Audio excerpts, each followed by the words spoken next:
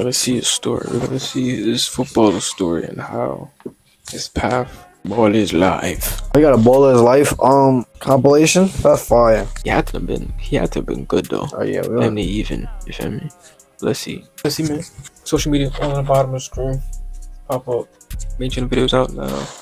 Another one is out now. So you missed the last one. It's 2 out. Niall Ranger was once England's most promising wonder kid, but his career washed down the drain when he became one of England's most reoffending criminals. At the age of 19, he was a star for one of the Premier League's biggest teams, but years later, he found himself playing in the 8th tier of football. Let's dive into the life and career of Niall Ranger, who was born in West London on the 11th of April 1991. His earliest memory is getting kicked out of primary school for abusing teachers and fighting students. Niall's mother felt she had no control over her menaced son and would take him to church to teach him good manners, and his only role models were friends, as his dad didn't really care for Niall. From birth, Niall always played with a football, and he attended local clubs before being picked up by Crystal Palace at 10 years old, playing in the same team as Wilfred Zaha and John Bostock. Despite the tough competition around him, Niall worked his way to be the best in the academy. However, his behaviour at his new secondary school got so terrible that they constantly sent letters to the Palace Academy, and he was released after 2 years. That's because in year 7, Niall would steal phones from students in his school before heading to Finsbury Park to sell them off with a newfound gang. This new income, as well as his mum giving him £2 a day for pocket money, was actually spent at the bookies, where he'd go with his cousin to play slot machines. An addiction that will haunt him later. At 30, This nigga was taking niggas' phones in school and selling it. And going to the casino. That nigga's a demon. Nigga said, I need this breach, nigga. Niall's mum Karen was called into school to sit with him in class so he wouldn't mess around. It didn't work. In year 9, he was kicked out of school after burning a classmate with a Bunsen burner. No school would take him, a prelude for his later life. So Niall enrolled in a special school for kids with behaviour problems, which he recalls felt like a mini prison. Niall was surrounded by bad boys whom he became close with outside of school. Knowing he had no future in the real world, football was the only thing Niall could make a living from, and he returned to the game joining a semi-professional team called Broadwater Farm, where there was a decent standard of football and somewhere to channel his pent-up energy. At least that's what should have happened. Niall was still mixing with the wrong crowd, and one night was among a gang of lads who robbed a nearby high school. This would be the first of many times Niall would be arrested. He was bailed for 7 months and put on curfew, but that still didn't stop him. He constantly flouted the curfew to rob more houses, to which his mum grasped onto the police and was soon brought back to prison for further robberies. They fitted Niall with an electronic tag, but he found a way of slipping it off using some fairy liquid to loot more homes. Back in football, Niall joined a new semi-pro club, Romford FC, and also enrolled at a top London... Wait. Well, you're going too fast for me. So, he gets booked. Gets put on tag. Wait, how do you Flips even... off and then goes plays football? How do you even get into Premier League after going through all that? With an electronic tag, but you he have to found be a in way of school to slipping get it into the off Premier using League? some fairy liquid to loot more homes. Back in football, Niall joined a new semi-pro club, Romford FC, and also enrolled at a top London football academy run by Danny Chateau. The hours in between football were spent either robbing houses, gambling, or taking substances, and it was inevitable that those worlds would collide. After one training session at his new academy, Niall stole every mobile phone in the dressing room and was caught red-handed by Danny, leading to him being banned. That should have been the moment Niall turned his life around, but instead he went on a rampage with his gang of 6, all armed with knives. Once, they all hopped on a bus and started robbing phones by any means necessary. After looting the top deck, they jump off, board another bus and carry out the same attack. A 15-year-old Niall ripped a phone out of an elderly lady's hands before being caught and arrested by police. Niall was charged with armed robbery and was bailed again, pending a date for a trial. This time, it was serious. While waiting for a letter to arrive in the post, he continued to break the curfew. On one successful afternoon, he came away with a laptop worth £700, but was then caught in possession of a stolen iPod and arrested yet again. Niall was 15 and his mum was considering chucking him out as police. What? This was on at 15? Oh my, yeah, that nigga was doing it big. Nah, wait, hold on. This nigga played for 2 Little League BC teams, Crystal Palace, and was robbing niggas. If that nigga somehow finds a way to get back onto a football team, this place can't be real. Bro, we're not even 5 minutes into the video. This nigga already got booked like, what, 3 times? Yeah. Nigga was going on buses robbing people, like, broad day. Like, yeah, get up to the next bus. Wait at the bus stop. Get on.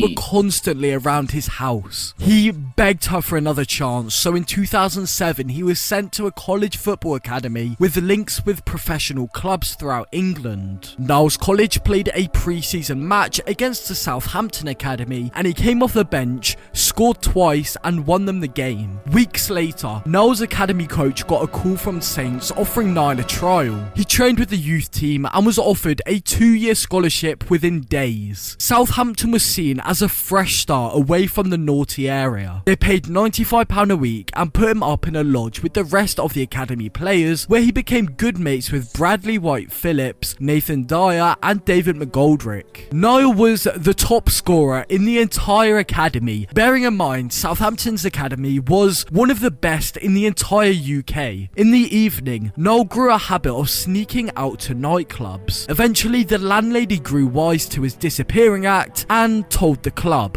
which led to a fine. Southampton didn't know anything about Niall's troubled past, and the academy director got an unpleasant surprise when the club received a letter from the Crown Prosecution Service ordering him to stand trial over armed robbery. In court, the club told the judge about his talent and how he'd begun to mend his ways, but the damage was done. Niall was sentenced to 4 months in a young offender institution. He was locked up for 23 hours a day, although tried to stay sharp by playing for the prison football team. After just 2 months of his sentence, Niall was released and so went back to Southampton, where the club moved him into his own flat with his mum so she could keep an eye on him. Niall admits he received special treatment in this situation, as the Saints were keen for Niall to turn pro due to his insane potential, something which will become more and more clear throughout the video. In the academy, he started scoring goals again, but hit the self-destruct button when he was caught on CCTV stealing the first team's boots and training kit, as well as the kitman's box of roses. The reason for this theft was so Niall could give this kit to his friends up in London, probably to impress them. Then Saints boss Nigel Pearson, a man you don't want to get on the wrong side of,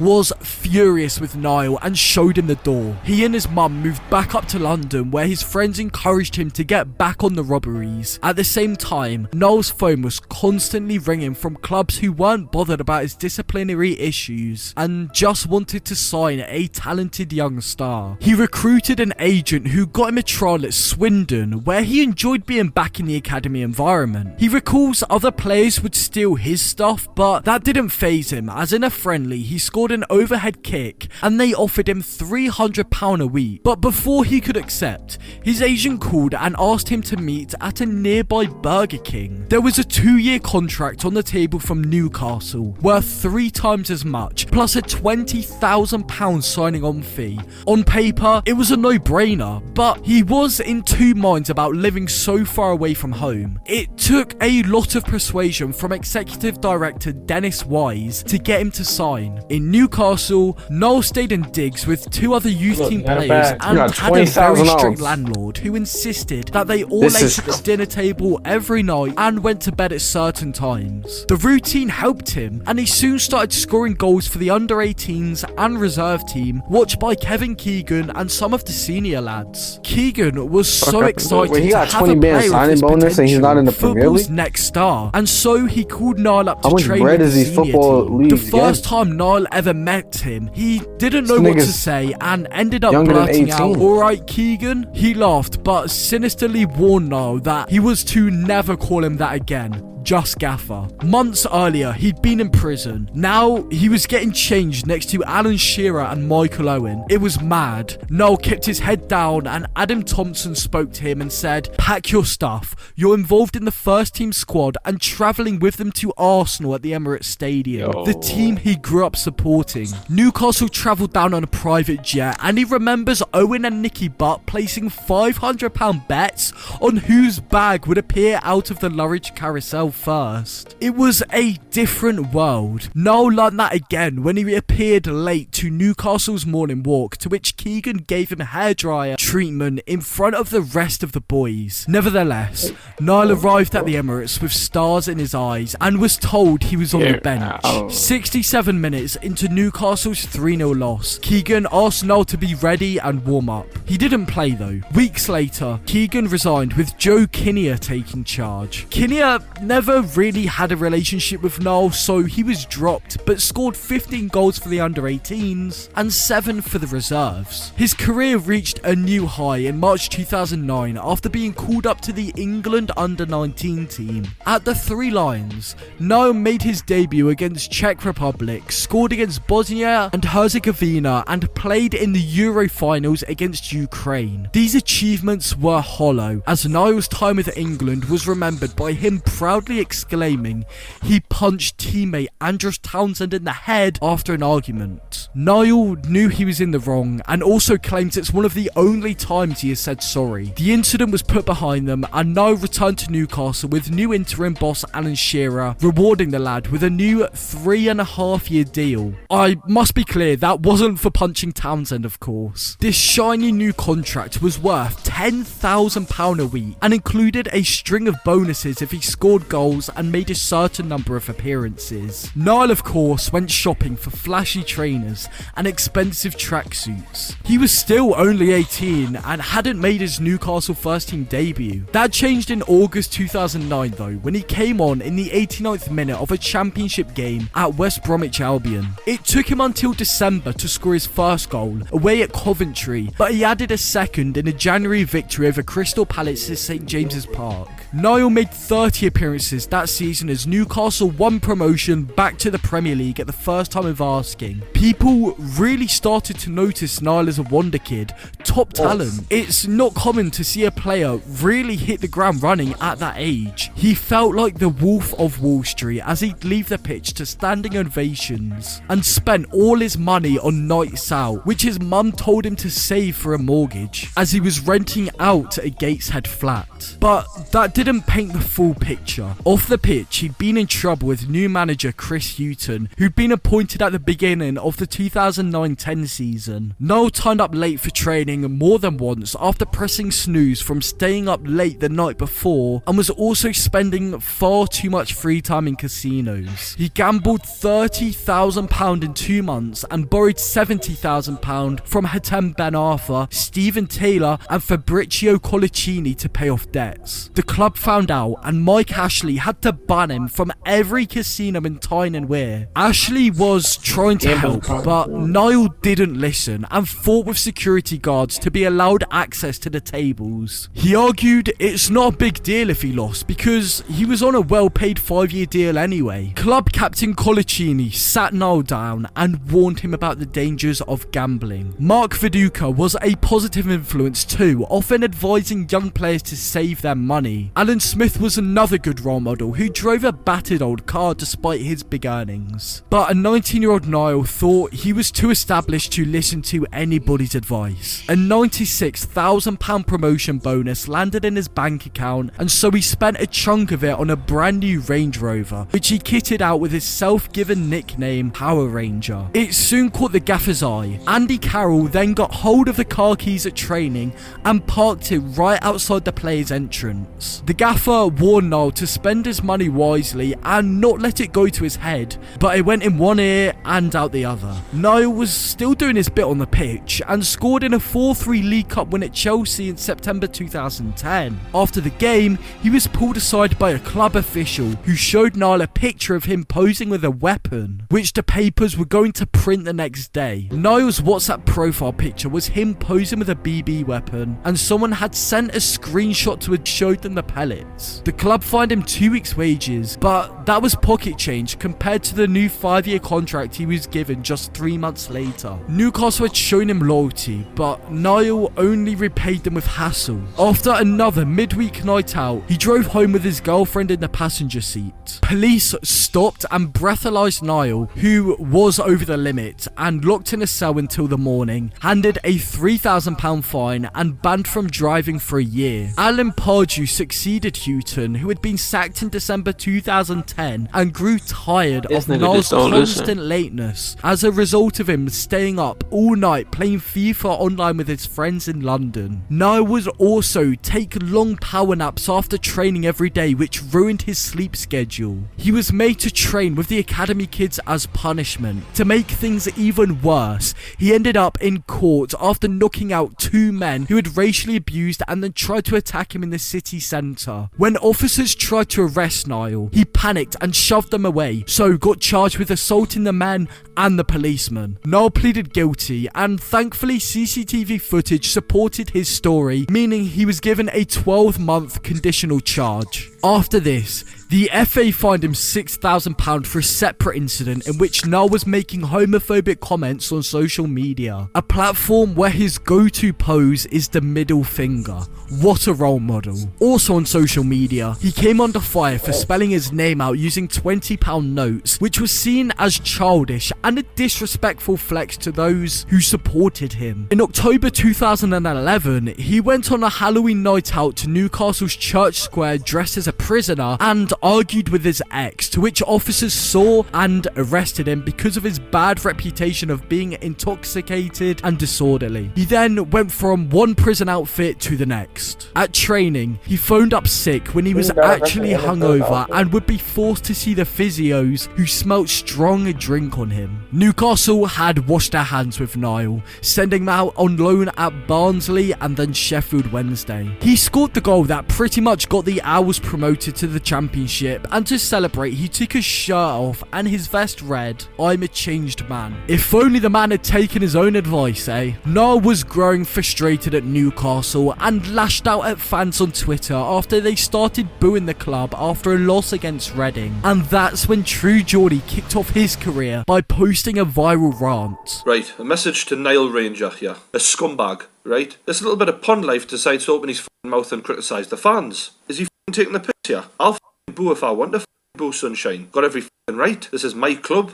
What have you done for this club? You've brought nothing but shame on me. The Toon Army had rightly turned on him, even spray painting his garage, and after that, there was no way back. Fortunately for Niall, Alan Pardew granted him one last chance, and for once, Niall trained well and seemed to be back on a good path again. In the middle of a training session, Niall got a text message from his girlfriend saying she was leaving him and going back to London. Niall told the coaches a family issue had popped up in London, and he jumped in his Rover and chased her to London, where he smashed her door in and got arrested. Alan Pardew was fuming as he was lied to. After working hard to get back into the team and issue after issue cropping up, Niall decided to throw everything away and just go clubbing all the time to give him something to do. While out one night, Niall meets a girl at a club. They exchange numbers and he meets her another day. They get close, but she doesn't want to do anything as she already has a boyfriend, so Niall calls a cab. Every everything that did happen was consensual. Niall said it's fine she doesn't want to engage with him, but the boyfriend doesn't need to know. After this encounter, Niall gets a knock on the door and police inform him he is arrested on suspicion of rape.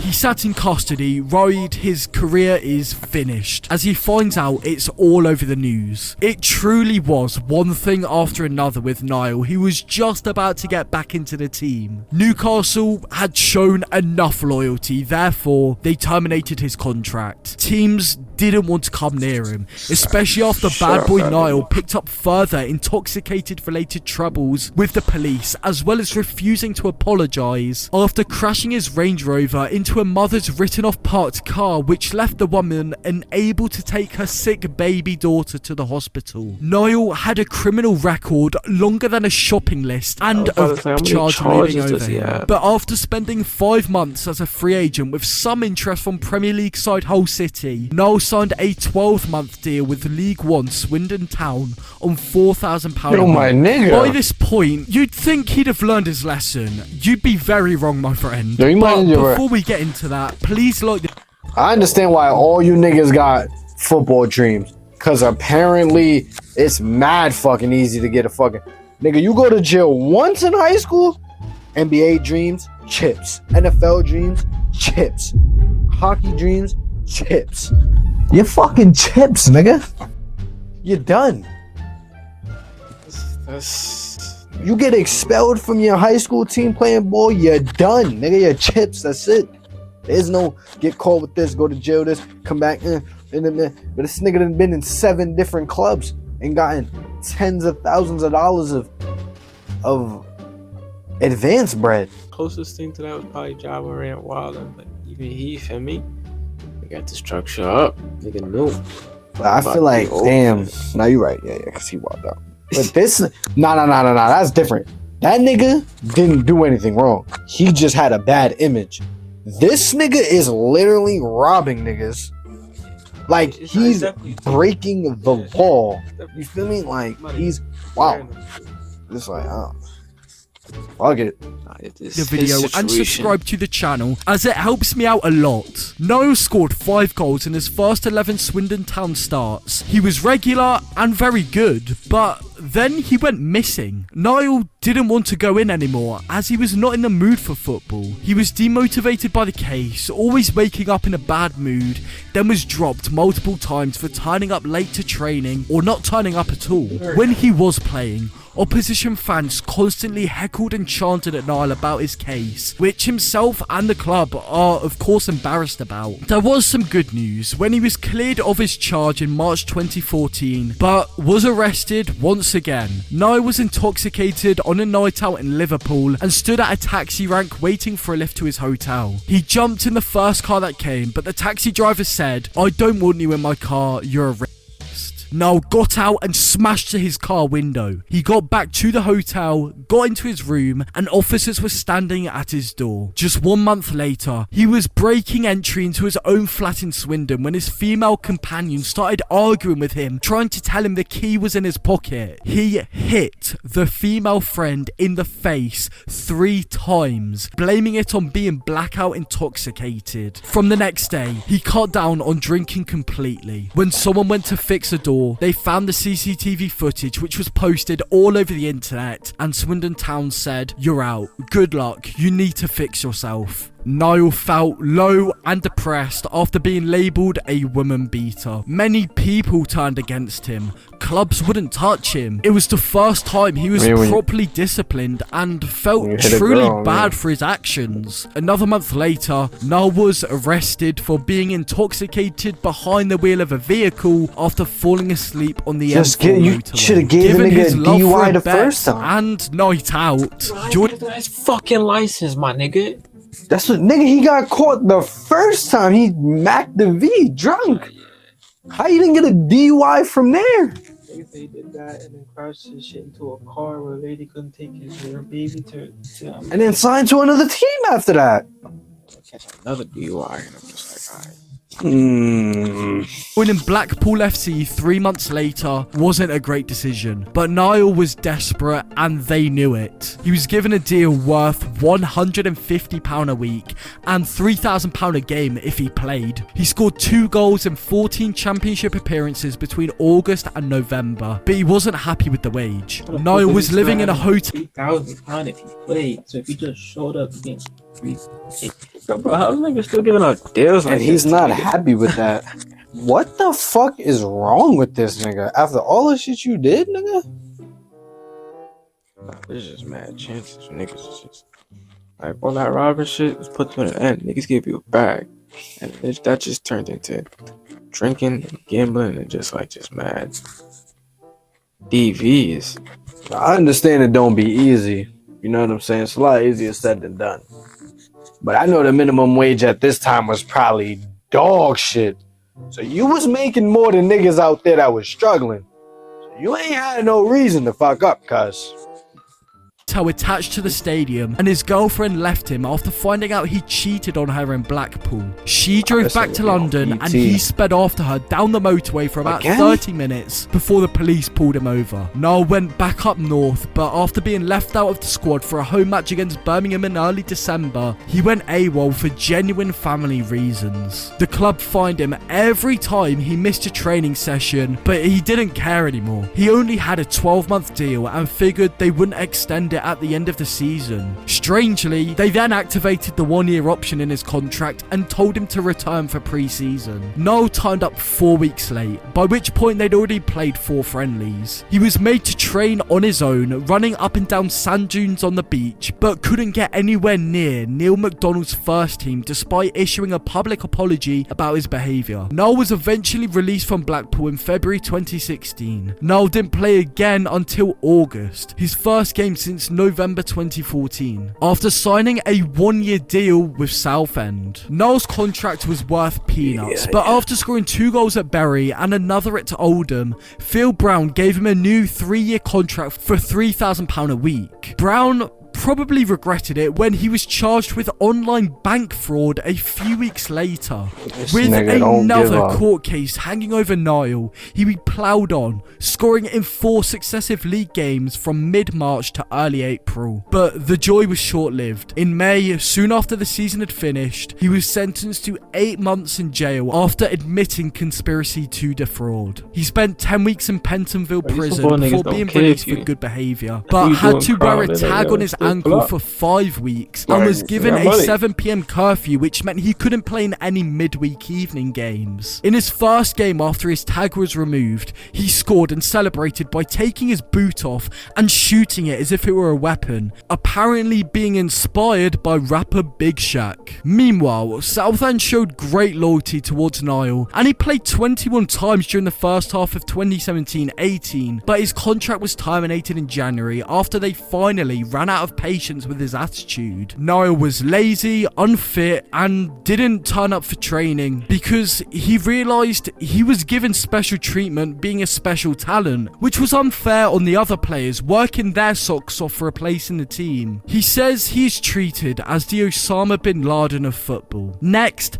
he trained with Oxford United for several weeks in 2018 but rejected a contract there because he felt the terms weren't good enough. Rochdale then offered him £1,000 a week after a brief trial, but he turned it down because they wanted him to live in an apartment with a new teammate and his girlfriend to make sure Niall didn't slip back into his old ways. In hindsight, they were both really stupid decisions. After leaving Southend, Niall moved back home with his mum and played five-a-side a couple of times a week just to stay fit. After having some proper time away from the game and look back on his career, Niall appeared on True Geordie's podcast to talk about his career and clear the air. He worked to make himself a clean image, but this was tarnished in December 2020 when he was arrested and pleaded guilty to failing to provide a specimen of breath during a drink driving incident on Christmas Eve. The 30-year-old was kept in custody and later admitted to obstructing a police officer. The whole encounter was captured on CCTV, which showed Ranger being aggressive towards staff. The consequence was being banned from driving yet again and ordered to pay fines. Whilst this took place place, Niall Ranger restarted his footy career in Sunday League at What you AC mean, wow, this Barnet took before joining Spalding United in the Northern Premier League Division 1 South East in the 8th tier, in which he was only able to play one game for them. In February 2021, Niall was due a happy ending as he married his girlfriend, had a son, and was offered a route back into professional football with Southend United's Phil Brown giving him that opportunity, which he jumped at. Having entered into a month-to-month contract, you got a wife Niall and made kids his now, debut, yeah. albeit lasting only 11 You ain't giving minutes. this up. In that match against Salford City, he came on as a second-half substitute but suffered a groin injury, leading to his substitution. No. The severity of the injury was No such that he was way. deemed unlikely to play for the rest of the season. In May What? 2021, following Southend's relegation to the National League, manager Phil Brown disclosed that the club had severed all ties with Niall due to his failure to attend physiotherapy sessions because the club didn't give him petrol money. A new path was laid by Niall as he followed his dream of starting a football academy to educate young players to not go down the same route he did. And in December 2021, Niall inked a deal with National League team Boreham Wood. He admitted he wanted to start again in football at non-league level and work his way up, like a Jamie Vardy. However, he also admits he doesn't have an athlete lifestyle, saying in Troy Deeney fashion, "I should be minimum championship right now. I shouldn't be having problems, but I didn't listen. If I added nutrition to my game and behaviour, I'm Haaland. But I didn't want to listen. I thought I knew it all." The duration of his new Boreham Wood contract was not disclosed by the club, and he played less than a total of 10 minutes for the side, appearing for them during their Like, historic what? FA Cup run. Niall's last professional football appearance was 1 minute long in the FA Cup 5th round versus Everton at Goodison Park. In the match before, he played 1 minute in Boreham Wood's win versus Bournemouth, and since then, Niall has never found a club. Maybe due to the fact he admits even today at 32 years old, he has troubles waking up on time, which his wife gets onto him constantly. In 2023, Niall hit the headlines again when he angered fans by trying to sell tickets for the Carabao Cup final between Newcastle United and Manchester United at inflated prices to make a bit of profit. When Niall officially retires from football, he will be allowed access to a savings account that he has always been paying into, which his mum won't let him touch yet, as he can't be trusted with large amounts of money. Today, not much is known about Niall's life and what he's up to. However, his social media does show him working on coaching young players and playing himself in a celebrity power league called Stars League. Although Niall is not getting any younger, and it's clear he is now playing at his highest level. He admits it's difficult training by himself as he struggles with self-motivation, but he is working on an autobiography and plans to release a movie about his crazy life. Niall seems genuinely remorseful, and even at 32, it's not too late to turn his life around, which I hope he does. It's a great thing his life hasn't turned out like Paul Gascoigne's, who you can learn about by clicking the video on your screen. Nah, that nigga had he had an interesting your battery about to die, but interesting choices that he made. not yet. His behavior really could have been what made him one of those. Could have been rich, cuz. Shit. All you had to do was all you had to do was literally play a minute in the game. You was getting 3 bands a game. The amount of teams that was giving you contracts, Yo. over and over and over. I don't even think has there ever been anybody that has ever played in that many teams in the A or anything like that. Like, no, probably have. Listen, we go Seattle. Like, subscribe if you need to be on that. See.